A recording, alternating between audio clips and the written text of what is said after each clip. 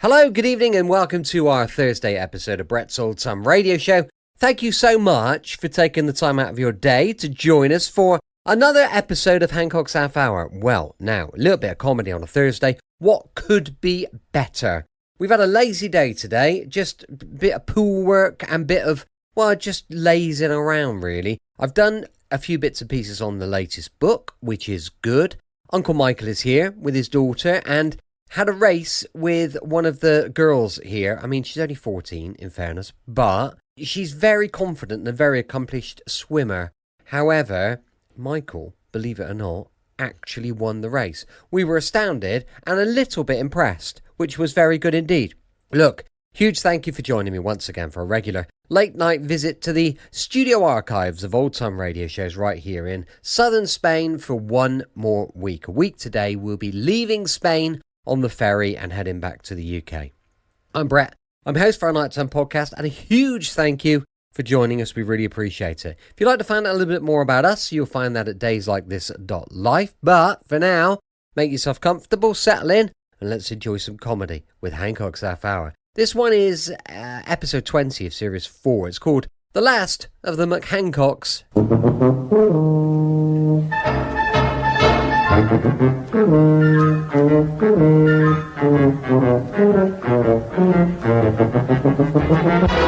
We present Tony Hancock, Sidney James, Bill Kerr, Hattie Jacques, Kenneth Williams, and James Robinson Justice in Hancock's Half Hour.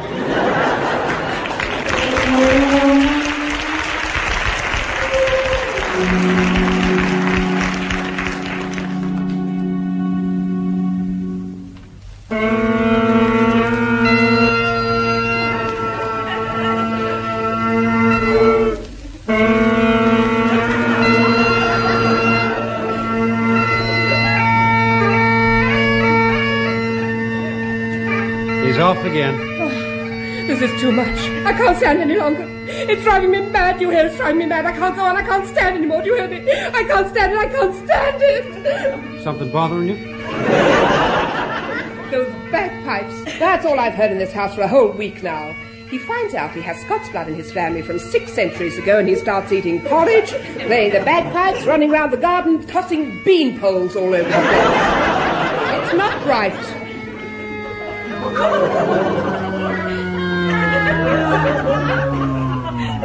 Hey, he stopped. Oh, no, he hasn't. As soon as he's pumped it up, he'll be off again. Excuse me, anybody got a puncture outfit? Hey, I blew too hard. Well, look who's here. Jacques McHancock. The Laird of East Cheese. Och, lay a saldoon and dee, a great tatty bogle ye. Don't you talk to me like that. I'll talk to you how I like. Oh, shut up. And lang may your rum leak and all. You great idiot. Do you mind? Standing there with a check tablecloth wrapped round you, a paintbrush hanging from your belt, and the bread knife sticking out of your sock. Who do you think you are? I'll tell you who I think I am when I have seen my solicitor this afternoon. I shall be the future laird of Glensporran. Now, let's have a bit of respect. Hey, is that right? You, the laird of Glensporran? Aye, it is, William. Och, aye, it is, and all the hoots and hi. The old laird, Duncan MacDougall Innes McHancock, passed on at the land of eternal porridge and bagpipes last week. I'm sorry to hear that, Tub. What happened? A very nasty business, William. Our mortal enemies, the Clan McNasty, got at him during the Highland Games. They spread glue on the handle of his hammer and he landed head first in Loch Lomond.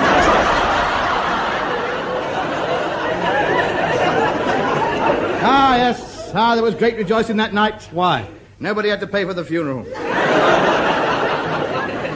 And last week, only last week, I found out I was his sole surviving relative. I'd been round to me tailor and ordered me kilt. A McHancock tartan, and very racy it is, too. Puce and lemon squares interwoven on a background of heliotrope, with socks, bagpipes, and duffel coat hood lining to match. It sounds revolting. Nonsense. I look sensational. You can see what the effect would be by the tablecloth. See? Yeah, very nice. But I think you're supposed to take off the long pants, aren't you? Not me, not in this weather. My legs aren't up to it, you know. I've got very funny legs. If the frost gets at me kneecaps, they seize up, and I've had it.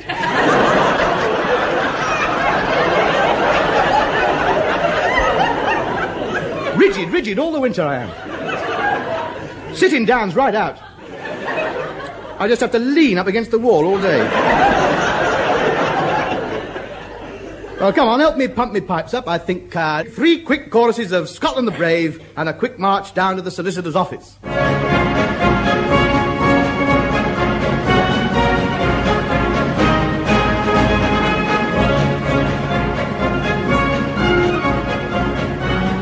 Mr. Hancock to see you, Mr. Mackay. Send him in, lassie, and pour my lunch back in the bottle. I see. This way, Mr. Hancock.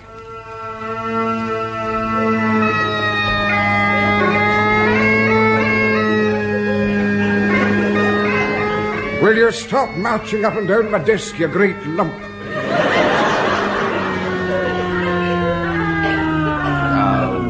What a pity, just when I had a full head of steam up. Well, sit yourself down and we'll get to the business in hand. As you know, Duncan Dougal MacDougall Innes McHancock passed away last week. Aye. Aye, tragic. Aye. Aye, hoo, aye, hoots. Don't overdo it. There's no need to dab your eyes with the hem of your kilt. I have here his last will and testament. Legal, is it? Signed over a 6-penny stamp? Laddie, it's written on a 6-penny stamp. Duncan McHancock was never one to waste money on paper printing and the like. Pennywise. How much did he leave? He left everything to you. And I think it's a terrible shame that the estates and the money and the house should fall into the grabbing hands of a Sassenach. I am not a Sassenach. With a little practice, I can be an 86-proof Scotsman in no time. You've never been to Scotland in your life. That doesn't matter. You don't have to fall off a cliff to know it hurts. Oh, but don't be surprised if that's what happens to you. Seamus McNasty. When he hears about you, I wouldn't give you 6pence for your chances. Who's Seamus McNasty? The sole surviving member of the clan McNasty, the sworn enemies of the McHancocks. And when there's no McHancock left, the Castle Sporran becomes the property of the McNastys. And as you're the last McHancock, I wouldn't give 3pence for your chances. Hang on, it was 6pence just now. I've just remembered how big Seamus McNasty is. He hates McHancocks, and he hates Sassenachs. And what he'll do to a McHancock, who is also a Sassenach, we can only look forward to. Thank you very much. Don't think I'm turning it in, because I am not. I'm the Laird of Glensporran. Castle Sporran is my ancestral home, and I shall claim my rightful inheritance, me old Agis. I'm going up to Scotland tomorrow, you can tell Seamus McNasty from me. I'm prepared to meet him any day he wants. Full dress, down in the glen, Finn and Haddock at 20 paces. Good day, sir.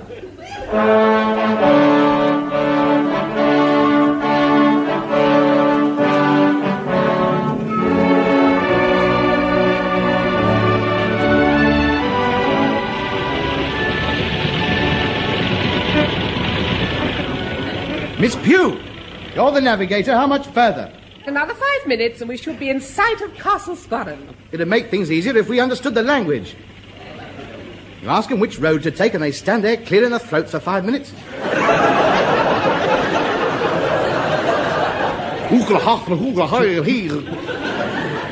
When they've gone, you realise they must have been the directions. Oh, don't worry, it won't be long now. Look on the hilltop, there it is. Castle Sporran. At last. What a wonderful moment this is. The last of the McHancocks returns home. This warrants a ceremonial march. I shall stride across the glen and up to the castle playing me pipes. The skirl will be a rallying call to the clans to let them know the McHancocks are back.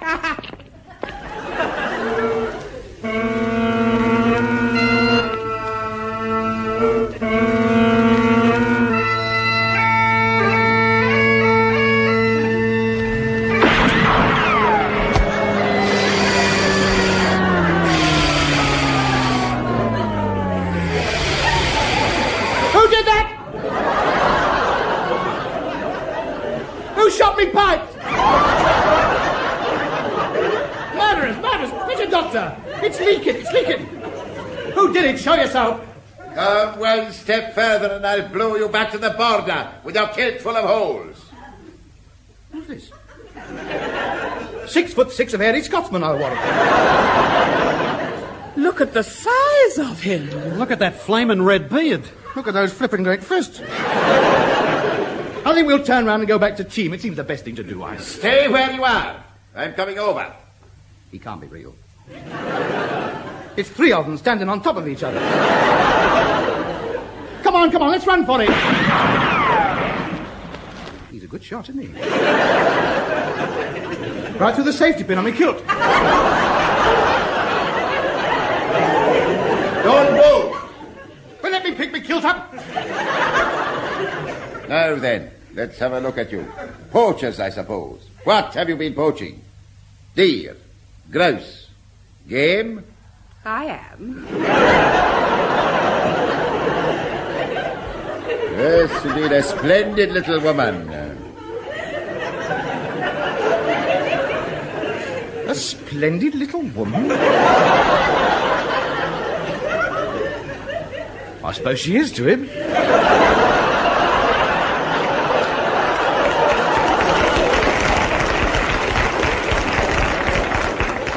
What do you mean by trespassing on Glensporran?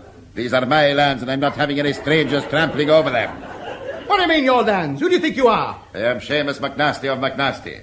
We were just passing, just off, as a matter of fact. We're tourists, you know, Americans. It's been great seeing you, kid. Hey, Tub, what do you mean, tourists? We're not tourists. Why don't you tell him who you really are? What was that, Hiram? What's that there? My kid brother, he's a bit stupid.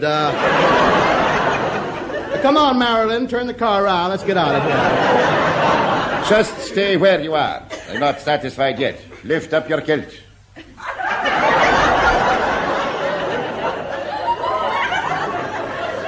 I beg your pardon? I said lift up your kilt. Highly irregular, Just let me see your legs. If it gives you any pleasure. There. By the great steaming porridge bowl of Flora MacDonald, you're a McHancock. No, you're mistaken, not me. I don't know what you're talking about. I've never heard of them. They're all dead. My uncle was the last one, and I'm no relation to him. Don't lie to me. Don't lie to me, you're a McHancock. How do you know? Those legs. I'd recognize those legs anywhere. The McHancock legs. You've all got them. Great fat things with bumps on them. You're not exactly Mr. Angett, are you? So, there is one more McHancock. I thought I'd got rid of the last one when I got rid of Dougal McHancock. Well, as far as I'm concerned, he was the last one. I'm not arguing. No. I'm a cheam man myself. You'll have no bother from me. Silence! The McHancocks are the only thing that stand between me and Castlesparran. When they've gone, it's mine. It's yours now, mate. I don't want it. You can have the key. I've got it strapped across the back of the car. Take it without spilling McHancock blood. Never! I want your blood, and I'll not rest till it's splattered the whole length of the glen, and the waters of the loch are stained red. We never get this sort of trouble in Cheam. I'll bid you good day. Sleep well at the castle tonight, for it may well be your last sleep before the long one. He's nice, isn't he? Oh, charming, thank you. You'd like to see me splattered up the glen, wouldn't you? You've never liked me, have you? Let's face it. Let's have it out now. It's been boiling up for some time, has it not? Made your day, this has, but I'm not bothered with him, I'll tell you. Has he gone? Yeah. Well, he'd better watch it. If there's any blood spattering being done around here, it'll be McNasty blood. He doesn't know how close he was to doom, then. Another 5 minutes, I should have lost control. I nearly had one of me turns, you know, when I go berserk and lash out. If I'd gone into one of me comas, he would have had it. I mean, you see me when I'm like that. I'm sure you'll have. Oh, what? Go fighting mad, you know, don't I? Eh? I got it again. Yeah. The old pressure on top of the nut. I'm not surprised you were under the car. He's no true Scotsman anyway. You wear your sporran round the waist, not under your chin. We'll go up to the castle and unpack. I'm letting no McNasty frighten me away from Glensporran.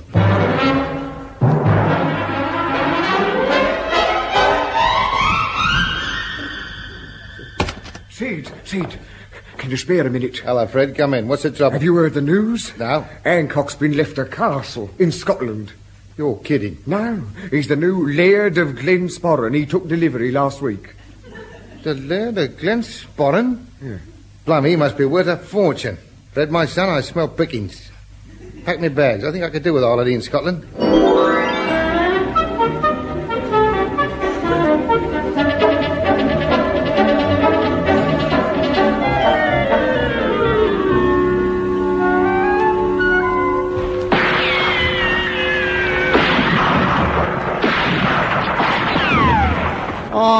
Let's give in, Tub. We've been under siege in here for 7 days now. Never. I shall never give in to a McNasty. Come on out, McHancock. Be a man. Come out and fight me face to face. I can't. I haven't got a ladder.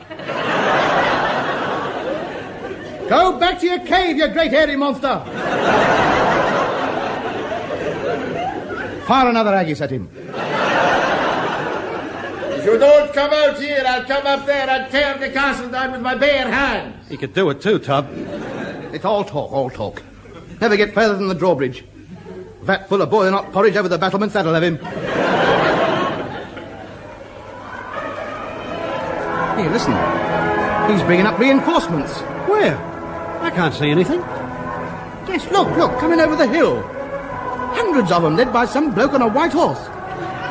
They're the villagers from Glensporran. Hey, listen. What's that they're singing? You know, come back again. Who is it? Well, he's got all the gear on. The full island dress, the white wig. Hey, look, McNasty's impressed.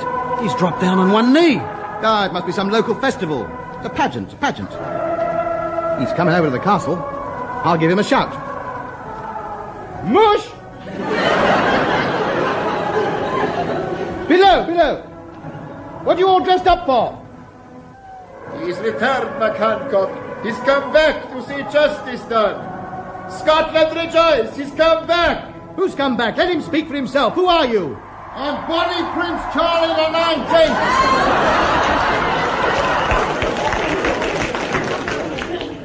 Tub, it's Sid. I know it's Sid. I knew that as soon as I saw the cosh on the end of his sword. What's he up to this time?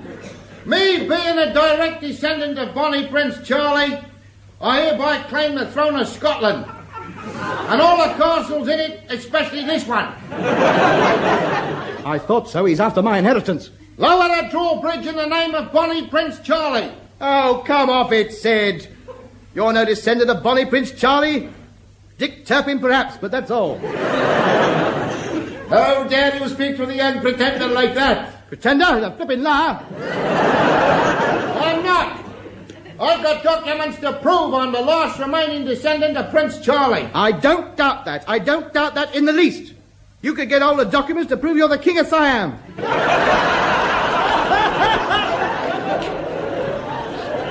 Look, why don't you all come in and sort it out inside? Suits me. All I've got to say is that if this is a trick by either of you, by the great Nobly Carver of Rayleigh Houston, the crowds will rise again, and the Highlands will ring to the yells of the victors and the screams of the dying. And I, Seamus McNasty of McNasty, swear Oh, don't keep on. Oh, very well, young miss.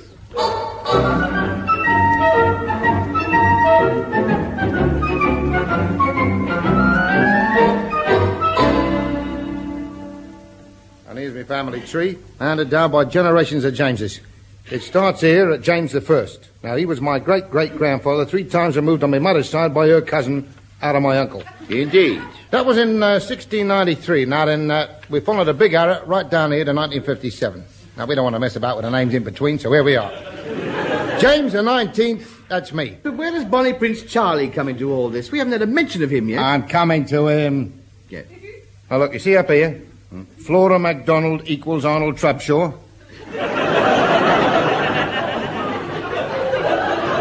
Yes. That's him. Bonnie Prince Charlie. What, Arnold Trubshaw? Certainly. That was the name he used to avoid being captured by the squareheads when he come back from, France? France, that's it. He's got it. He knows his history. Have you got the Great Seal of the Stuarts and the Ring of Mary, Queen of Scots? Well, not at the moment, but if you want them, I can get them. Well, that's good enough for me.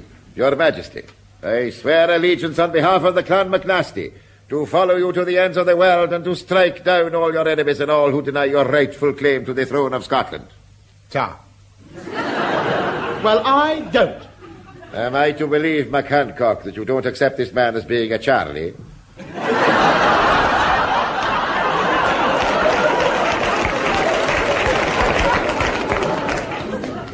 No, but I think we are if you let him get away with it. McNasty, strike him down. Certainly, Your Royal Highness. So perish all enemies of the king. Now look, McNasty, put that table down. Seamus lad, I know what I'm talking about. I know him of old, he's a crook. The nearest he's been to Scotland is the Yard. Third pile in cabinet from the left as you go in. He's more of a Sassenach than I am. I ain't. I'm 100% Scots. Marvellous. I've heard Liverpool Irishman better than that. Maybe that'll convince you, Harry. I don't know what to think. If he's an impostor, I'll cut his gizzard out and spread it along the shores of Loch Rannoch. His head will be carried on my claymore across the glen, and his blood will be spattered from Strathcarron to the Kyles of Loch Alsh. His flesh will be left for the carrion crows to pick his bones. Dinner's ready, everyone.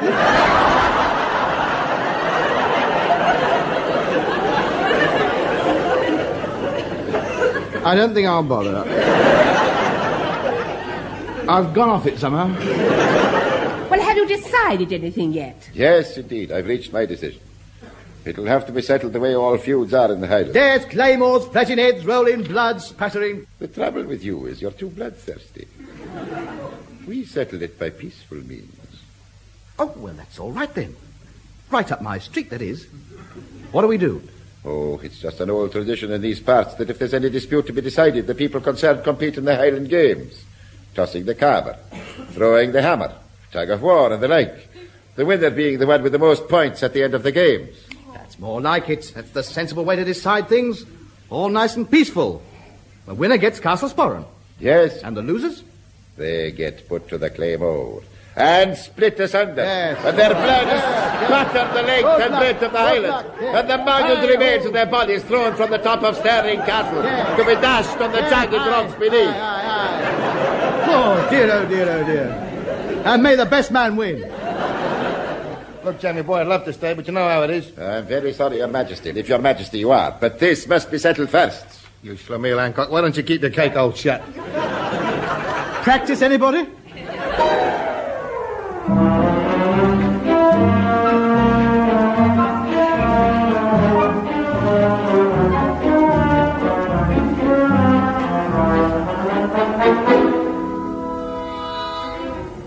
Hello, Fred. Listen, I'm in dead trouble. I want a couple of balsa wood cabers, one set of jet-propelled hammers, shove a couple of rocket boosters on them, make them go further. Look, don't argue, do as you're told. If I don't win this contest, Bonnie Prince Charlie's going to be crossing the border into England in an urn.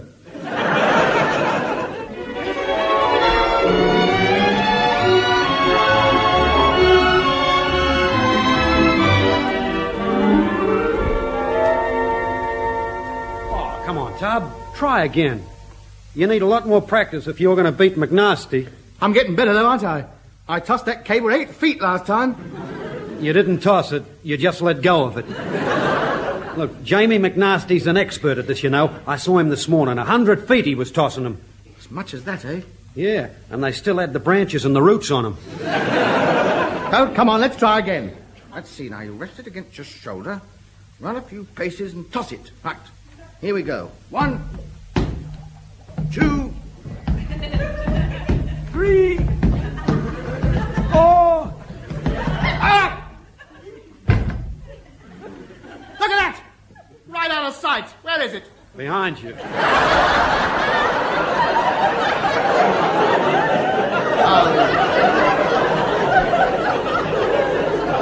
Look, I tell you what. Let's try the slinging the ball and chain about. Now, you just wind yourself up. Swing it round your head. Round, and round, and round. And let go. Where did that one go, Tub? Round my neck.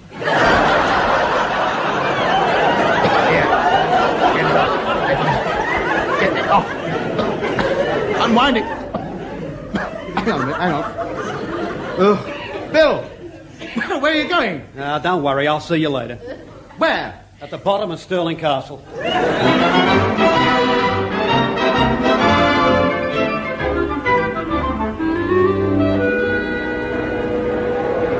And now, ladies and gentlemen, we finish today's games with a contest between Seamus McNasty, Anthony McHancock, and Bonnie Prince Sidney to decide the ownership of Castle Sporran.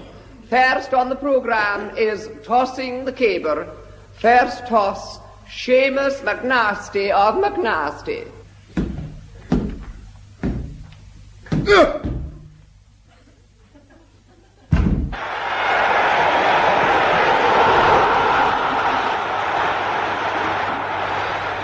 73 feet. Next, Anthony McHancock. Up! 1 foot 6 inches. Never. 2 foot if it was an egg. I demand a remeasure. 1 foot 6 inches. All right. I'll get you on the hammer throwing, mate. The last toss, Bonnie Prince Sidney. 300 yards.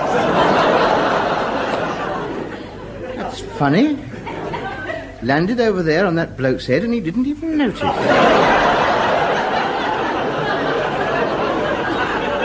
Next contest, throwing the hammer. First, Seamus McNasty.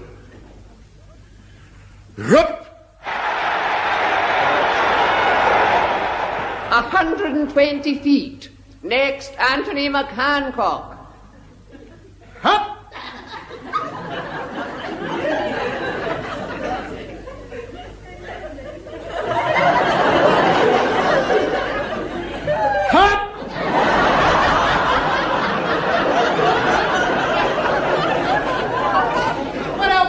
Somebody!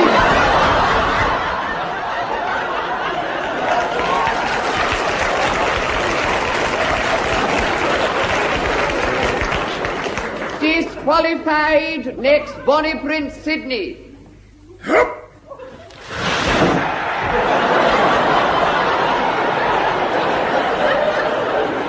800 yards.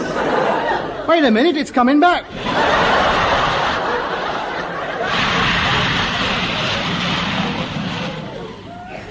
Sid, I don't know what that thing was, but if it lands in Russia, we've had it.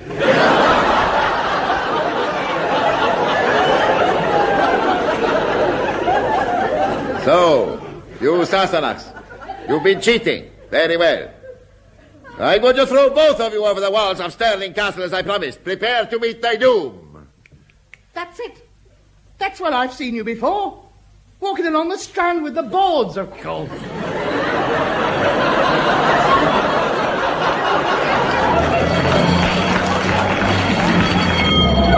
Hello, an ambulance. What's wrong? Something terrible's happened. The last hammer that landed, it landed in the crowd and hit one of the spectators. He's badly hurt. They're taking him away now in the ambulance. Oh, dear, I am sorry.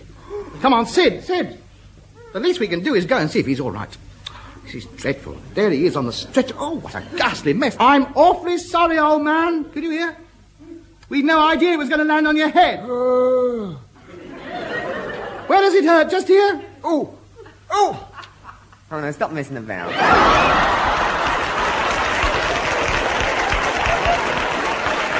Listen!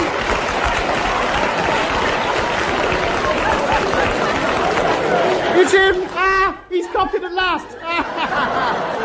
I've been waiting weeks for something like this to happen. I die a happy man, lead on Macduff to Stirling Castle. It's him, smack on the head. See, the big gent's made my day, that is. I'd given up hope. I thought he'd never get his lot, but at last.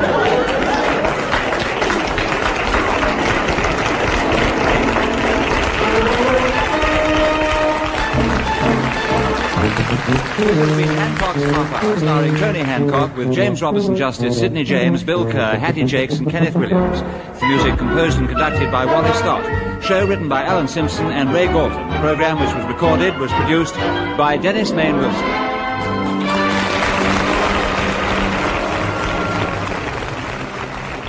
Welcome back. Hope you enjoyed tonight's episode of Hancock's Half Hour. Don't forget, we'll be back tomorrow with Philo Vance and Movie Murder Case going live at 5 p.m. UK time tomorrow. Thank you for listening. I'm here with you 7 days a week, each and every week, and I'll see you tomorrow on Brett's Old Time Radio Show. Love you, bye.